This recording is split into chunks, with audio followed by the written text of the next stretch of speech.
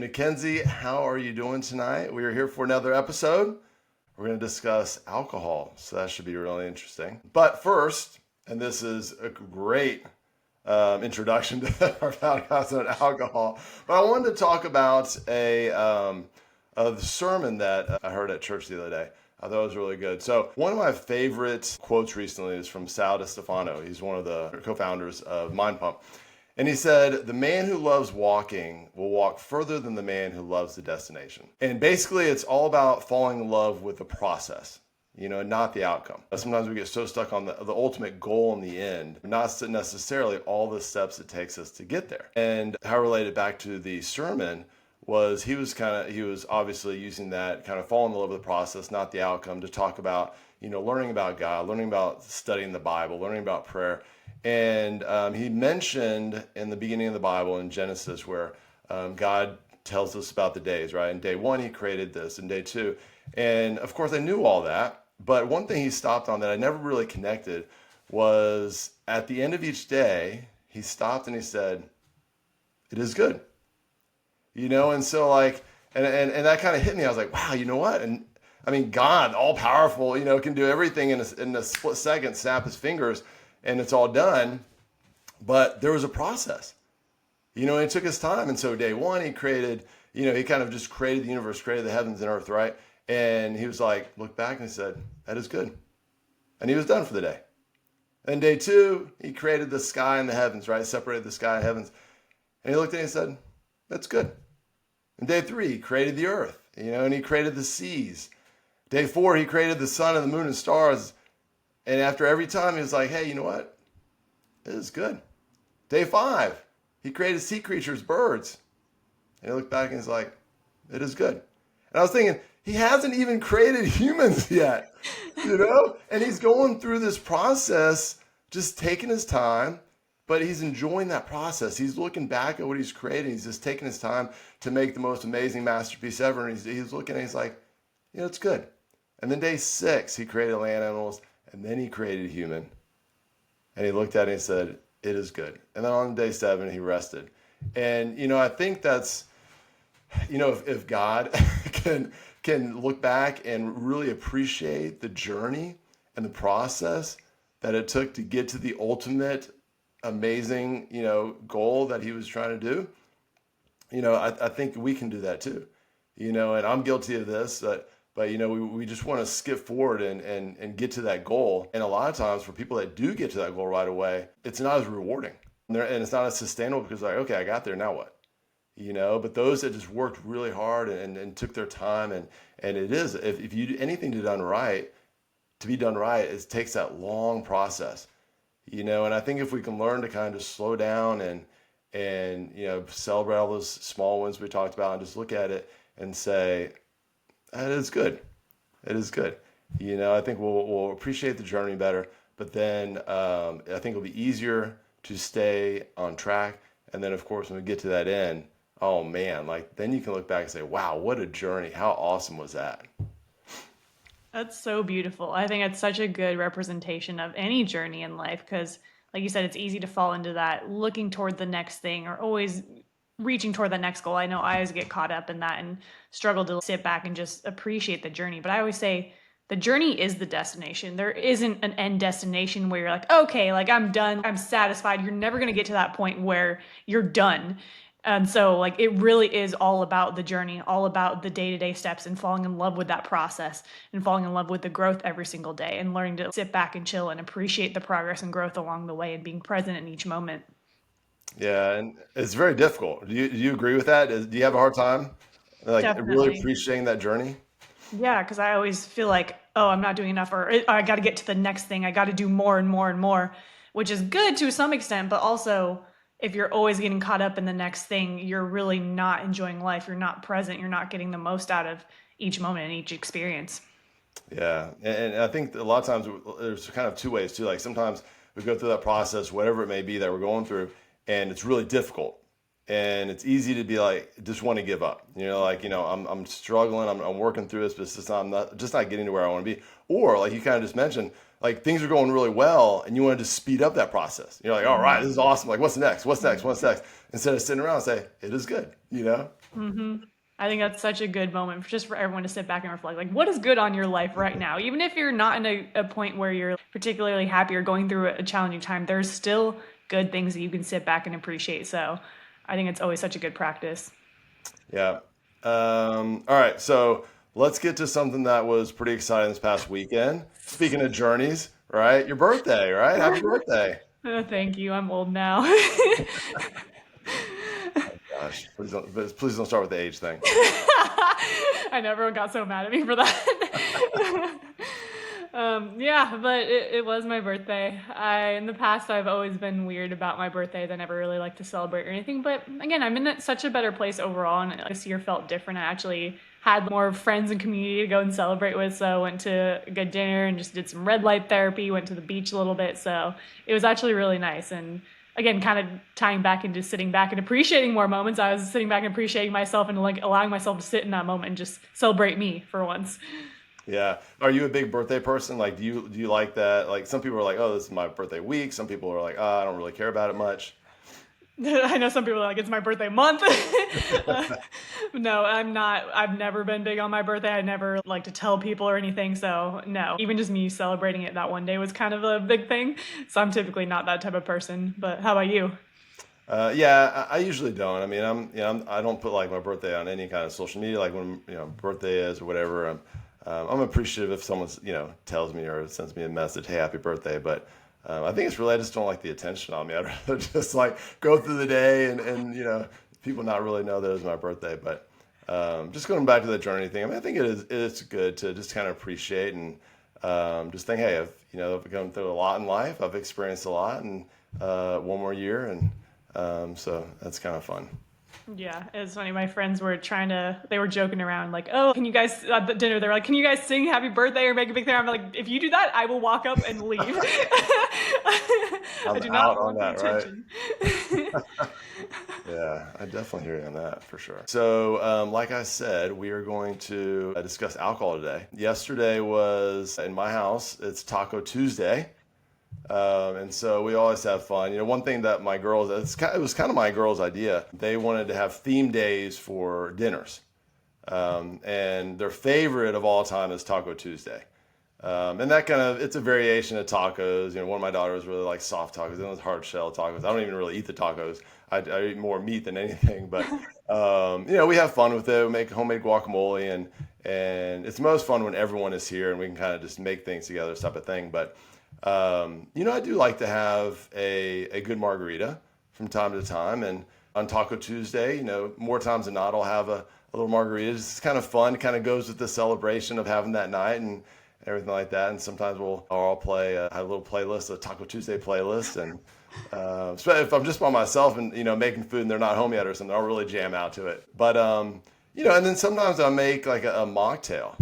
And I don't know if this is much better for you anyway, but I'll take like an energy or a monster drink. The energy one was just the no real flavor to it, and I'll add like a lime and orange to it. Fantastic. Oh, yeah, I'm sure you're amped up. Yeah, so I'll do that sometimes too, but I always have a good time with it. Yeah, speaking of celebrations, every week we got celebration with Taco Tuesday. Yes, Taco Tuesday. I love that you guys make a whole thing out of it and like have the theme nights too. I feel like that's pretty cool. Yeah, it's a lot of fun. The girls really look forward to it that way. Yeah, well, going along the lines of alcohol, I think it's oddly become a sort of controversial topic. I think more and more people have opted for cutting it out. At least nowadays, I'm seeing that more of a trend on social media. And it's interesting to see that because I feel like that wasn't always the norm, at least for me in the last few years. But I think with just the widespread nature of social media and seeing the benefits for themselves, I think it kind of helps contribute to that trend, I guess we should say. Mhm. But the truth is, there are zero health benefits to drinking. I think you've probably heard the myths like a glass of red wine is good for your heart or alcohol helps you relax and sleep better.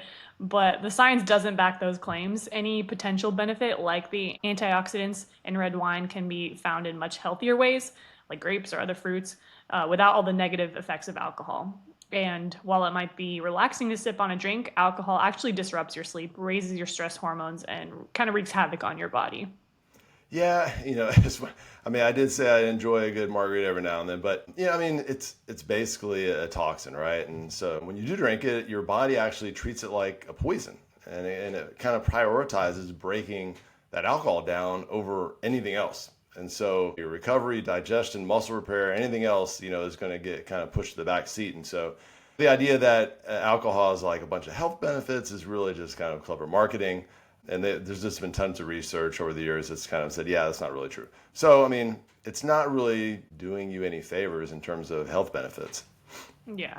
And that doesn't mean we're here to tell you to quit drinking completely. It's not about perfection. It's more about understanding the real impact alcohol has on your body, your fitness, and your mental health. So that way you can make more informed decisions. Whether you choose to drink occasionally or cut back completely, today we kind of want to break down how to navigate that in a smarter way. Yeah, I think that's well said. We're gonna talk about the facts. What alcohol does to your body, and we're not gonna try to convince you either way whether you should not ever drink or whether you should be drinking. It's really just, hey, we just want to share what we know about, what research shows about it, and then how to navigate drinking alcohol if you do want to drink it. Yeah, so clearly you like to partake here and there. And I think it's funny, we were talking about this before, is we kind of have completely different journeys on like our relationship with alcohol. So share kind of your experience with that and where you're at with that now. Yeah, I think people will find this interesting, the differences between our. Yeah, so I'd never drank at all in high school, and so a lot of people did, and I never felt like pressured to. I mean, my friends were awesome. They never, try to peer pressure me into doing it. They always offered, hey, man, if you ever want to start drinking, we'll buy anything you want, type of thing. But I never felt like I needed to, and I just never did. In college, I had a little bit here or there, but I definitely did not drink as much as most college age students did. And actually, I didn't really even start drinking more consistently until I was basically out of college, which was kind of interesting. And so now, and I really don't know, towards the end, I think I was just kind of getting older, kind of letting go just a little bit, kind of exploring, experiment a little more with just like where I wanted to take my life and everything. And I love an occasional drink every now and then. I don't drink too often, but when I do, I enjoy the process of it, and I enjoy making it myself. I have much more fun when I make it myself and kind of experiment with different flavors, different fruits. I like using fresh foods and fruits when I'm making things. And like I said, if there wasn't Taco Tuesday, I don't think I would, drink a margarita that much. There's just something about that, having the fun of all the freshness with it and just having that drink with it. And then, and so, yeah, so more so, later on in my life than when I was younger. Was there any particular reason why you stayed away from it when you were younger? Initially, no. I remember the first couple parties in high school I was at, and people my age started drinking, and there wasn't any reason. I just said someone offered me a drink, and I said no. And I think maybe it was just wanted to do really well in baseball and having values in terms of like I really didn't want to be someone that drank a lot. And then I think also like sometimes my personality is just like sometimes when everyone else is doing something, I tend to lean towards the opposite end. And so I never judged any friend that did anything like that, and I hung out with them all the time when they did, and it was totally fine, and it didn't bother me at all. And do whatever you want to do. But I think it was just that was a large part of it. Is just I want to be probably a little bit different, and just kind of be confident and be comfortable with that. Yeah, that makes sense. And yeah, mine again is kind of opposite. I went through my drinking phase when I was younger, and now I'm like, oh, I'm good. But yeah, I think I went through my main party heavy drinking phase when I was toward the end of high school, early college. I feel like most people do at that point in their life.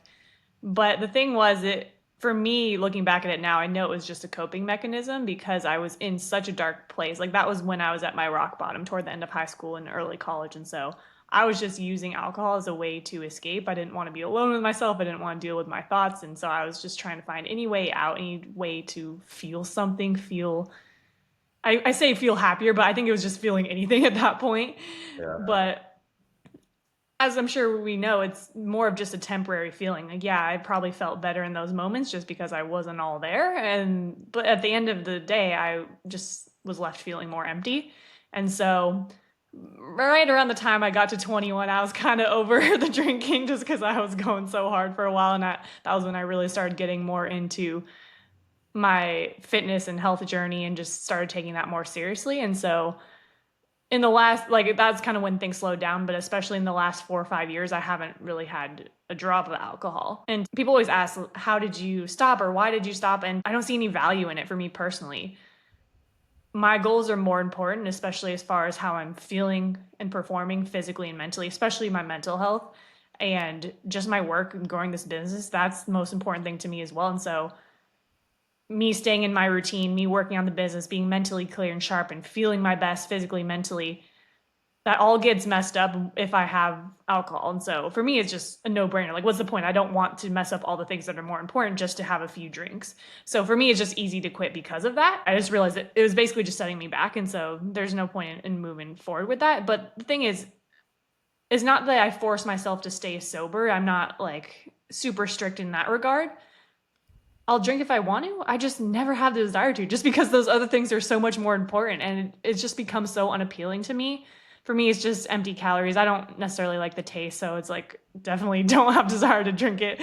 And I just feel like shit. Like, I'll immediately get a headache and then just feel crappy the next day, not be able to perform as well in the gym. So what's the point? So that's just how it's become really easy for me to stay away from it. And again, it's not like I have to. I can have that balance if I want to, but I haven't in the last 4 or 5 years, and it just makes it very easy to continue on that path. Yeah, and you don't feel restricted. No, You know, not it's at not all. like something like you're like if someone drinks, you're like, well, that's not part of my plan, so I can't. Yeah. You know, you're like, it's not part of my plan because I don't want to. You know, Hmm. so I think that's a big difference too. Yeah, exactly. So thinking about drinking and just kind of us talking about that kind of made me think about. I think one reason I got a little more into it after college was, I'm a pretty introverted person in general and much more shy and so it obviously makes me a little more outgoing and I think back when I struggled with a lot of confidence issues, I think that was kind of like the automatic confidence boost. Mm. It just kind of made me just feel a little more relaxed, a little more laid back, and I just had a little more confidence, and I kind of liked it. And so I think that was kind of the bridge to me actually building real confidence because like we talk about motivation, things like that, like it's just fleeting. It's going to go away. You're only going to hold that feeling for so long, and then it goes away, and you can't just keep medicating it in a way. Like, oh, okay, I need to build confidence in the right way as opposed to I need to have a drink because that gives me a little more confidence. I feel better because it's just going to go away, and you're going to have to keep upping that dosage every single time. Um, but I do think there's some value in the social aspect of it.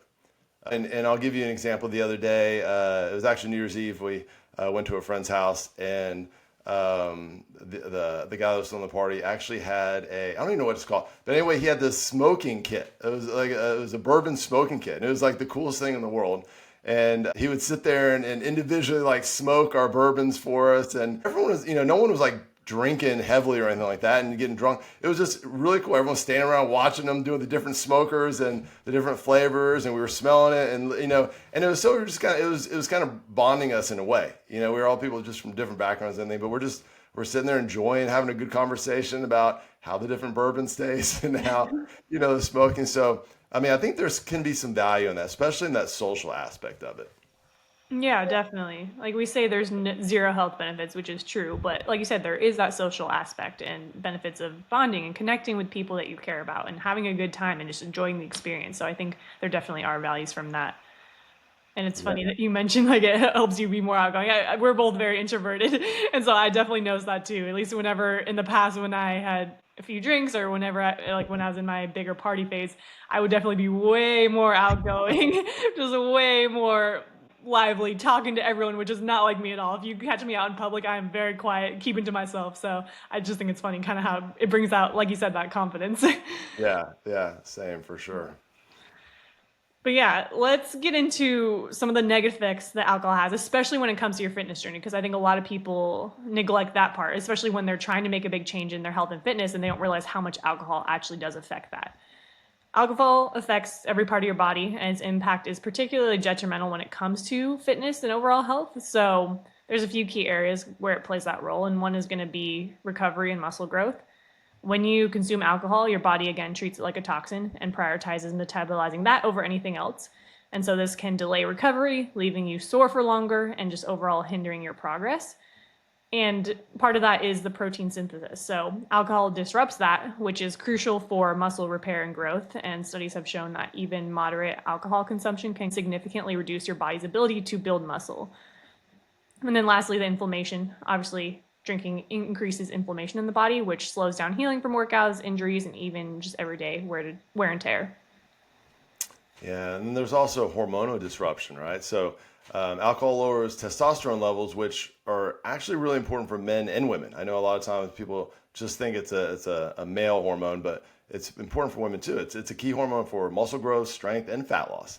And this can become, really, it can become a lot of problems when you're training hard in the gym and you're just working so hard, and it's kind of, diminishes some of your gains there. Cortisol. Yeah, you'll hear a lot of times people think about cortisol, they think about stress, and it is the body's stress hormone. Alcohol, even though at the time you're drinking it, you feel a little more laid back, a little more relaxed, it increases cortisol. And so elevated cortisol can lead to muscle breakdown, and fat gain, especially around that midsection, which, no one ever loves, and it impairs recovery.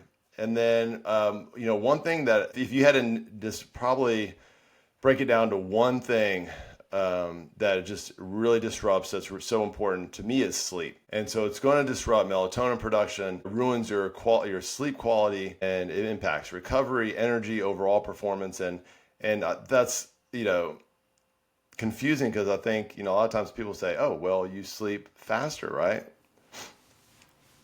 Yeah, while it may help you fall asleep faster, it significantly reduces the quality of your sleep. It interferes with your REM sleep, which is the deep restorative part of your sleep cycle. And so basically, you end up waking up feeling more tired, less refreshed, and it blocks melatonin, like you said, the hormone that helps regulate sleep, making it harder to get that good quality rest.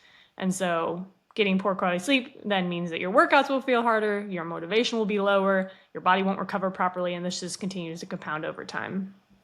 Yeah, and then one of the big ones, impact on fat loss, right? So alcohol is it's very calorie dense, right? So it has 7 calories per gram, which is close to the amount of 9 grams of fat, right? And so I know my margaritas are good, but they add up, and they can easily push you into that calorie surplus, which makes losing fat much harder. And when your alcohol is in your system, your body prioritizes that breaking down, the metabolizing it over burning fat or using carbs and protein effectively. And this means that drinking can basically kind of like put like a pause on your fat loss, so your body like clears out all the alcohol.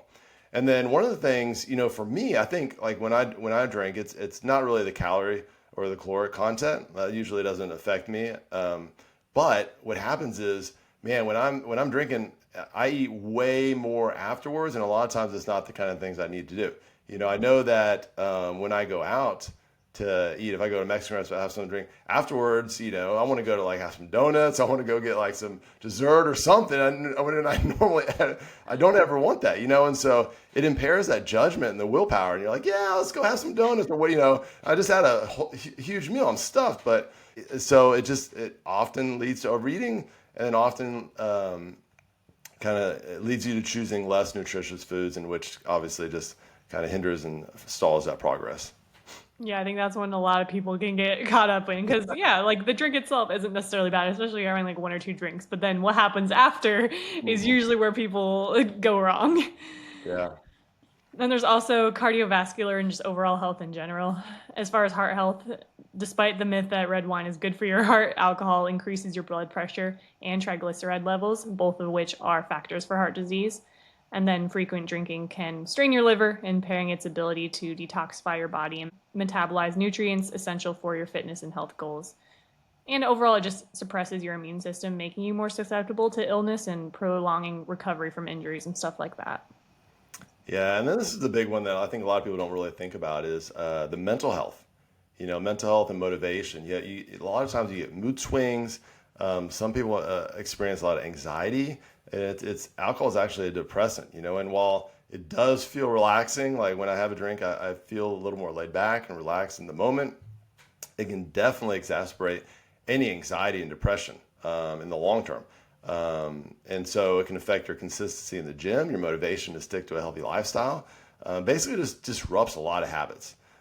Even just one night of drinking often leads to skipping workouts, especially if you drink too much, you wake up. A lot of people are like, oh, I'm not going to work out today, and that kind of just snowballs, right? You start eating poorly, feel unproductive the next day, and then you're like, oh, you know what? I'm going to skip today, and it just, gets worse and worse. And so, yeah. Yeah, it's crazy how just one night or one day of decisions like that can mess up potentially your entire week. I know I used to experience that when I would go out. Like it would literally throw off my entire next week. And granted, I was going to quite extremes with trying to numb myself and everything, but my entire next week was messed up, which is part of the reason why it was easier for me to quit, because I'm like, okay, if I choose to go drink, then I'm not gonna be able to train for this whole week, or my work or school performance is gonna be impacted. So it just wasn't Yeah. worth it. Yeah. No, yeah. Also, dehydration is a big one. Alcohol is a diuretic, which means that it dehydrates your body. And so dehydration can impair performance in the gym, reduce strength, endurance, increase the risk of injury. So overall, alcohol isn't just a minor inconvenience with your fitness, it actively works against your goals. And while an occasional drink won't ruin your progress, again, it's just important to understand the effects it has so that way you can make smarter choices. By minimizing alcohol consumption, you can optimize recovery, maximize muscle growth, support fat loss, and improve your overall performance and well being. Yeah, and I think a lot of it goes back to like the risk versus reward. All that being said, obviously we talked a lot about negative effects about alcohol, and myself, I'm gonna have probably a drink next Taco Tuesday, so but and I understand all the negative effects, and a lot of people are gonna listen to this and still want to go out and have a few drinks or something like that, and that's totally fine.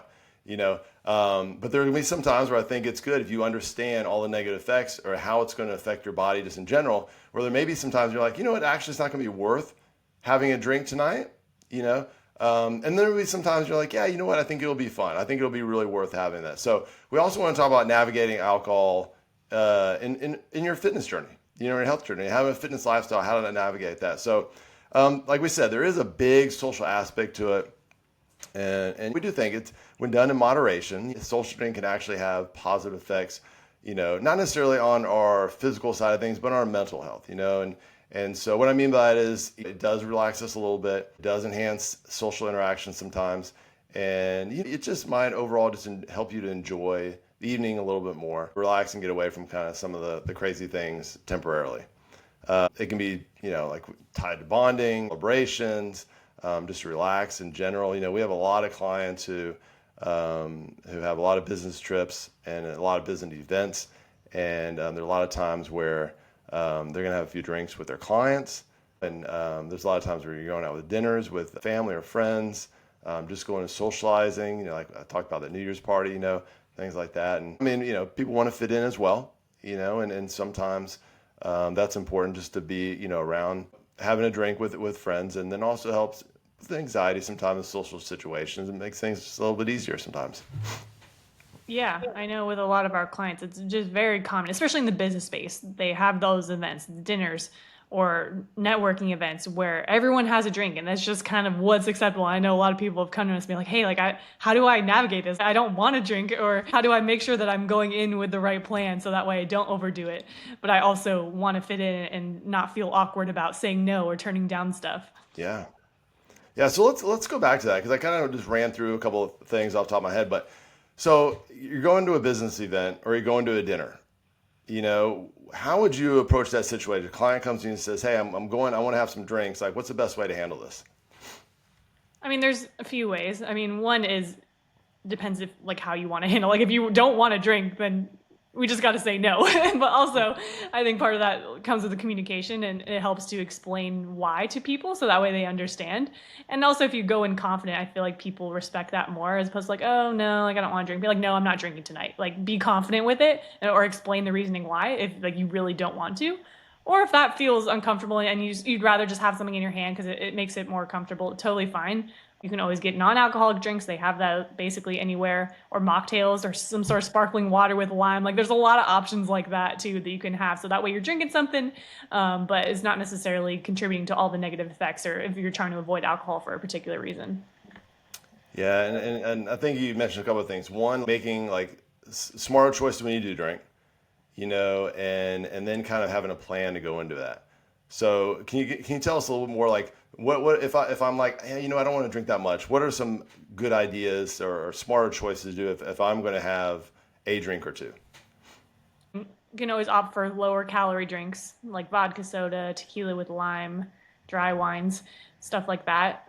Or just lower alcohol drinks like light beers or spritzers can kind of help you keep things in check without like getting too much alcohol in you, I guess. And just, I think overall, a good move is avoiding like the highly sugary mixers, heavy beer, stuff like that, or just full blown sodas and just avoid the sugary stuff. I think because usually the sugar combined with the alcohol is kind of a deadly combo, at least for headaches and just not feeling quite your best. Well, and my favorite drink is margarita. I think I've said it like 3 or 4 times now. But I really do truly enjoy the taste of like a real simple margarita. Mm. And I actually don't like, if someone gives me a pre-made like a frozen drink or something like that, it's just usually they put way too much sugar. And so even if I'm making it myself, it's super simple. I'll just use like tequila, lime, a fruit like pineapple, orange, and maybe a little bit of orange liqueur, and that's it.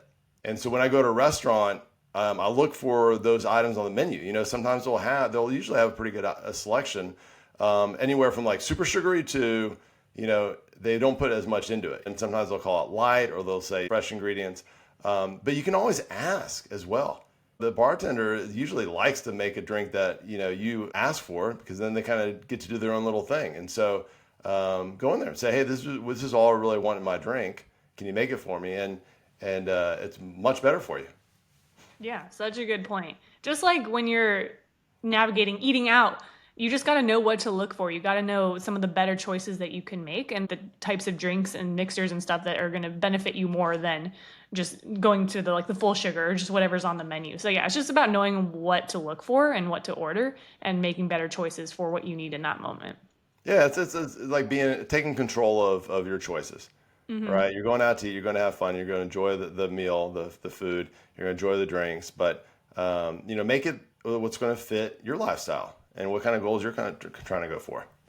Yeah, and don't forget to stay hydrated. Like we said, Yeah. alcohol dehydrates you. So a great hack is just drinking water in between your alcoholic drinks. Just even just like 1 to 1. Like every drink you have to have a glass of water. That's something I tell clients too. It's like, fine, like drink what you want. Just make sure that you're having water in between or chugging a bunch of water before, so that way you're staying hydrated.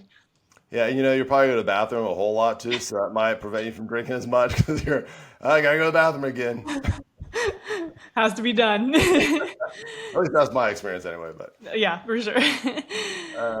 also another thing sometimes we don't think about is drinking earlier in the day, Mm. right? And so that gives your body a little bit more time to process that alcohol before it. The closer you drink to sleep, the worse your sleep's probably going to be, right? And then also, like you said, you're not going to be able to drink as much water. So it's just going to be better to enjoy that alcohol a little bit earlier than later on in the evening. And then another thing too is eating like right before or even while drinking. I know if my stomach's empty, that alcohol hits really fast. Sometimes way too fast than you're expecting, right? So I think it's one, it's good if you're going out to eat, especially you can double it up and kind of habit stack it with a protein goal, eat a bunch of protein before you go out to eat.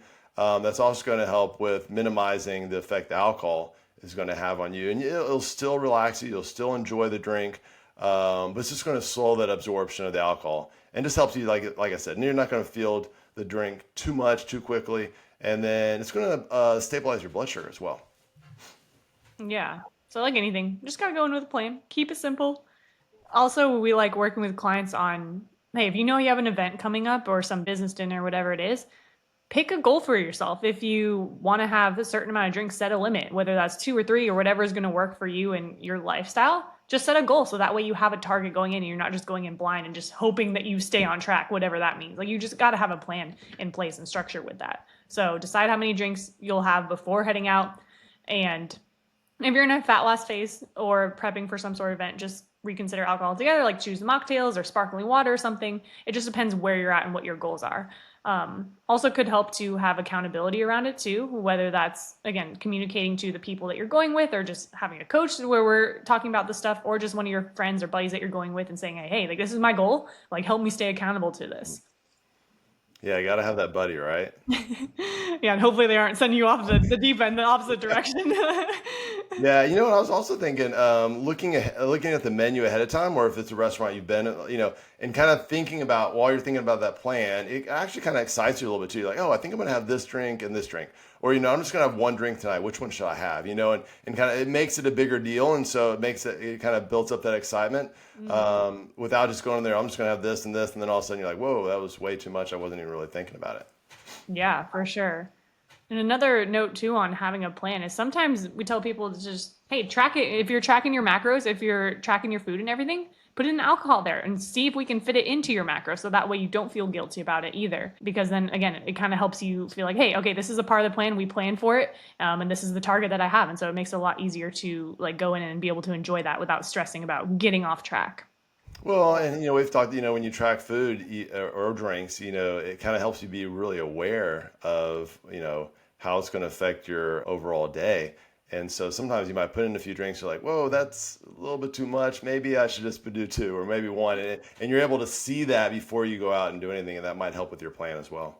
Oh, definitely. It could also highlight how much sugar is in some of that stuff too, like what kind of drinks are better for you versus a little bit more calorie dense, sugar dense, stuff like that. So let's talk about our mindset in terms of how you feel and really, Mackenzie, I want you to talk about when you kind of realized what alcohol, whether it was necessary to have fun or not.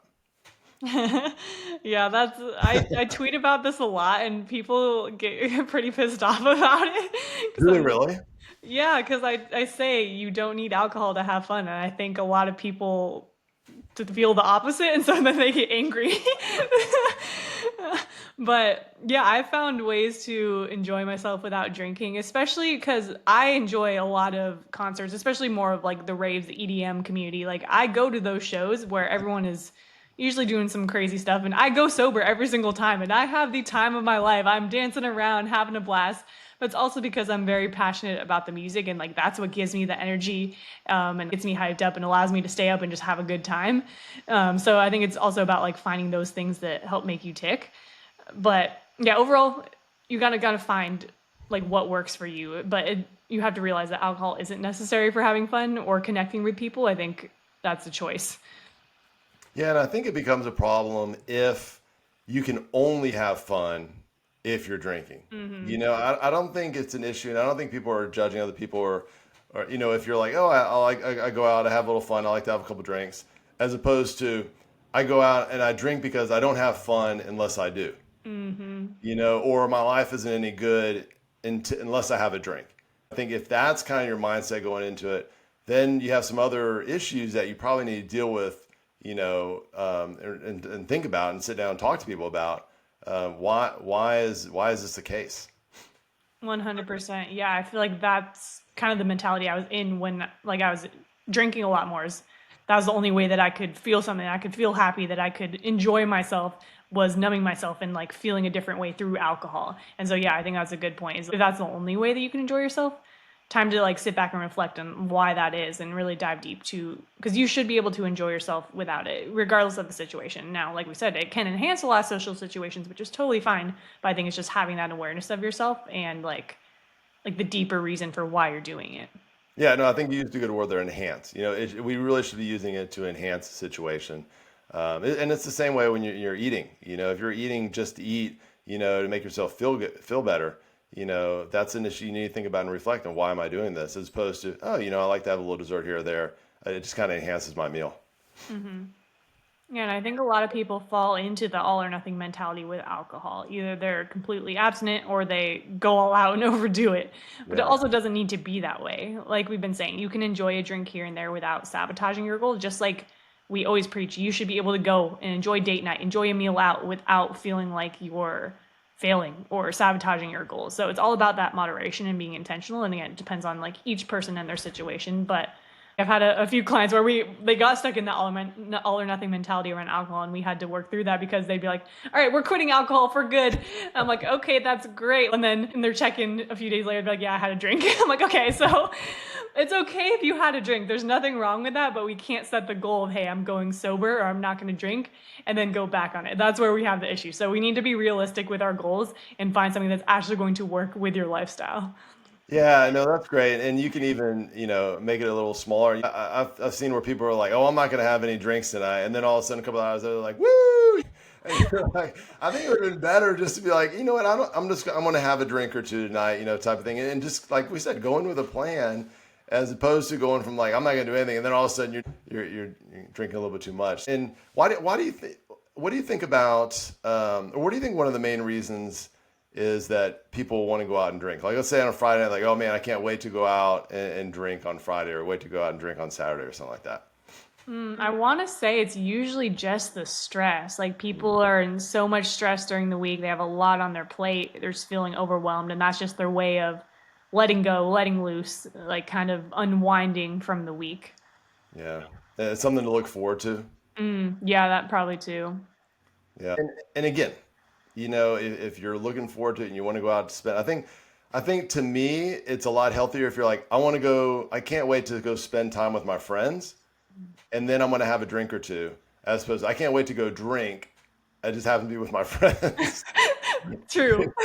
And so I think that's a huge different mindset. And so if the stress reduction, like if you're under so much stress, and your outlet is go to have drinks, one, the chances you're probably going to drink way too much, and two, you're not getting the health benefits that you need, right? So again, if the mindset is I'm going to go out with some friends and I might have a couple drinks, that's great.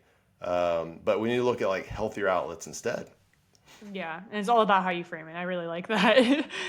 I think also too, when you start working on your health and like you're going to the gym consistently, you're eating right, I think naturally, or at least I found with clients and myself, you tend to want to drink less. Like it just becomes easier to stay away or just be more moderate with it or just have more of that balance.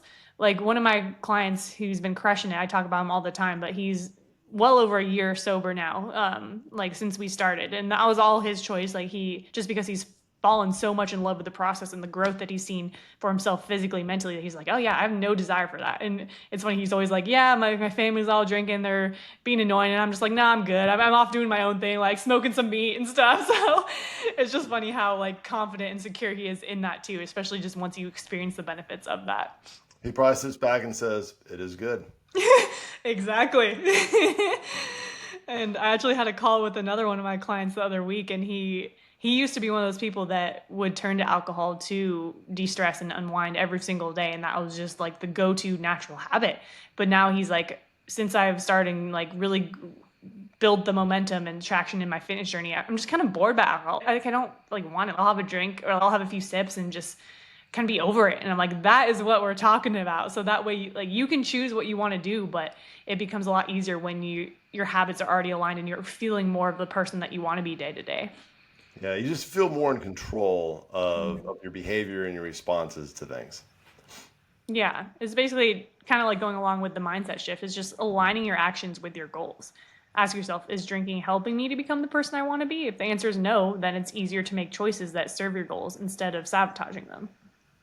Yeah, so if someone does want to start drinking less, what are some tips that they can do or use to start drinking less, reducing their alcohol consumption?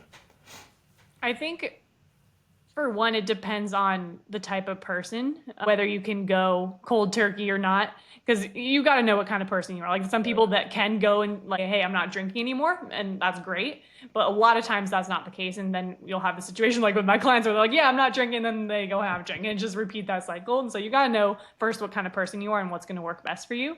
But if you are someone that wants to kind of go more aggressively and cut it out, I would say start with a smaller time frame.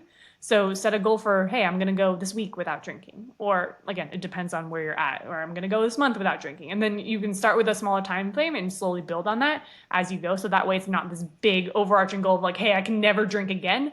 It's more of like just day by day or just week by week. So it's a lot more manageable in that sense.